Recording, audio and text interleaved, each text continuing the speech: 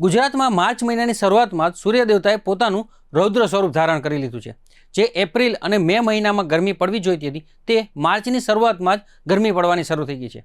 અત્યારે પારો છે એ 40 ડિગ્રી સુધી પહોંચી ગયો છે અને ઉત્તરોત્તર વધવાની સંભાવના પણ છે। આ બધા વચ્ચે હવામાન વિભાગ દ્વારા ઓરેન્જ અને યલો એલર્ટ આપવામાં આવ્યું છે।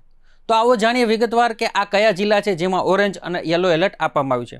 નમસ્કાર, આપ જોઈ રહ્યા છો બેનિફિટ ન્યૂઝ અને હું છું મહેશ।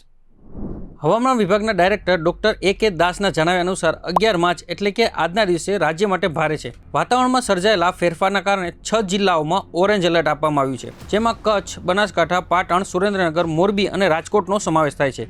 આ જિલ્લાઓમાં સિવિયર હીટવેવની સ્થિતિ રહેશે। બીજી તરફ અમદાવાદ, ગાંધીનગર, સુરત, વડોદરા, સાબરકાંઠા, મહેસાણા, બોટાદ, ભાવનગર, અમરેલી, ગીર સોમનાથ, જૂનાગઢ અને જામનગર સહિતના 12 જિલ્લાઓમાં યલો એલર્ટ જાહેર કરાયું છે।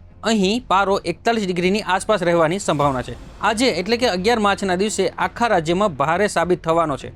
હવામાન વિભાગના મતે આ આકરી ગરમી પાછળ હીટ ડોમ ઇફેક્ટ અને ઉત્તર પશ્ચિમ દિશાથી ફૂંકાતા ગરમ અને સૂકા પવનો જવાબદાર છે। હવામાન નિષ્ણાંત A.T. દેસાઈએ જણાવ્યું કે વાતાવરણ ભેજનું પ્રમાણ સામાન્ય રીતે 50 થી 60% હોવું જોઈએ, જે ઘટીને અત્યારે 10 થી 20% થઈ ગયું છે। આ શુષ્ક હવાને કારણે સૂર્યના કિરણો સીધા ચામડી પર પડે છે, જે ચામડી બળતી ગરમીનો અહેસાસ કરાવે છે। અમદાવાદમાં આગામી 4 દિવસ પારો 43 ડિગ્રી સુધી પહોંચવાની આશંકા છે। ગરમીનો પ્રકોપ માત્ર દિવસ પૂરતો મર્યાદિત નથી। હવામાન વિભાગે અમદાવાદ, ગાંધીનગર, આણંદ, પાટણ અને કચ્છ જેવા જિલ્લાઓમાં વોર્મ નાઇટની આગાહી કરી છે।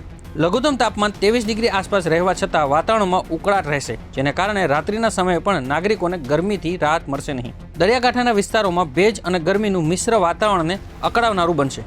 તાજેતરના આંકડા જોઈ તમે ચોંકી જશો।